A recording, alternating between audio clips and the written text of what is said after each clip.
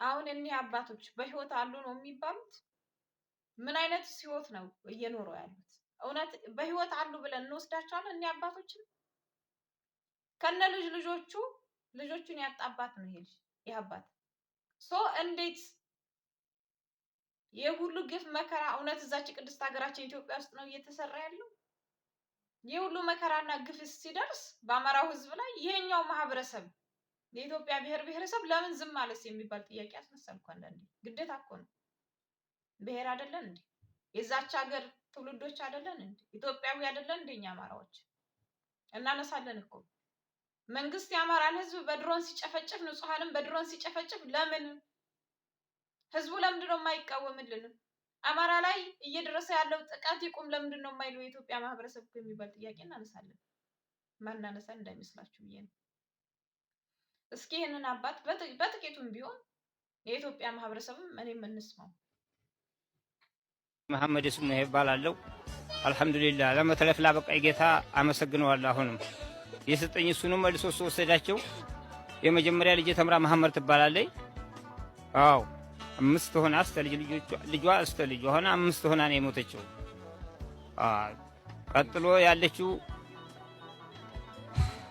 ፋጢማ መሐመድ ትባላለች። 5 ሆና ነው የሄደችው። ቀጥላ ያለችው አሚና መሐመድ ትባላለች። አራቶ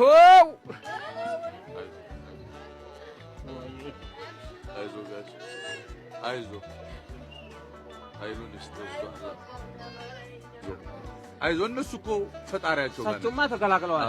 እኔ ያልቻልኩላቸው እንጂ ጽናቱን ይሰጣል አላ።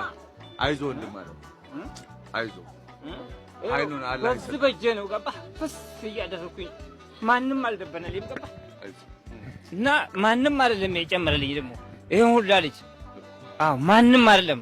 የነፍሴን አንስቼ ጅብ እንዳይበላቸው ሰዎቹን ትቻለ ምስል በዚህ በጀ አንድ መስጊድ ውስጥ 42 ሬሳ ነው የዶልኩት ሳስተኛቸው ማለት ነው። ግን የነፍሴን አንስቼ ትቻችሁ ፈጣሪ ቁጣ አላህ ይቆጣብኛል ብዬ ነው ገባ። ሁሉም ሸሽቷል። አባትም ሸሽቷል፣ ልጅም ሸሽቷል።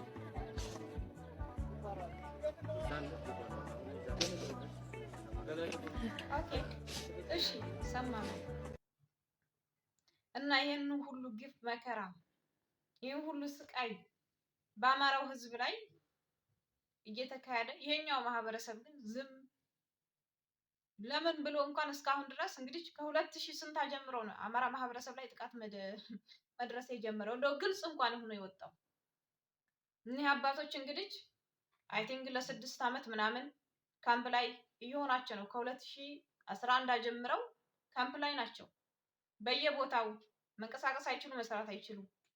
አሁን እነዚህ አባቶች እውነት እየኖሩ ነው ወይ የሚባለው? እኔ እንዳንድ የአማራ ተወላጅ እጠይቃለሁ። ለዚህ ሁሉ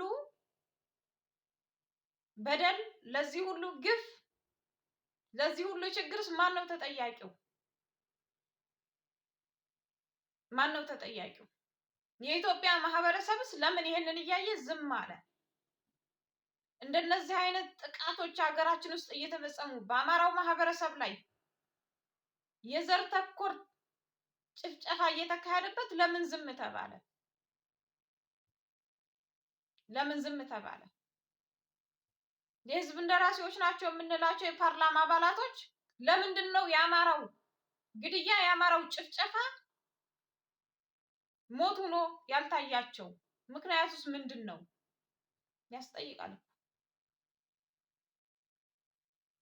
እና በጣም ግራ የሚገባ ነገር ነው። በነገራችን የህዝብ እንደራሴዎች አሉ፣ የኢትዮጵያ ፖለቲከኞች አሉ፣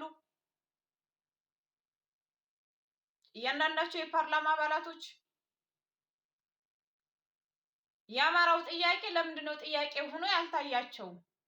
የአማራው መገደል፣ የአማራው መጨፍጨፍ ለምንድን ነው ያልታያቸው?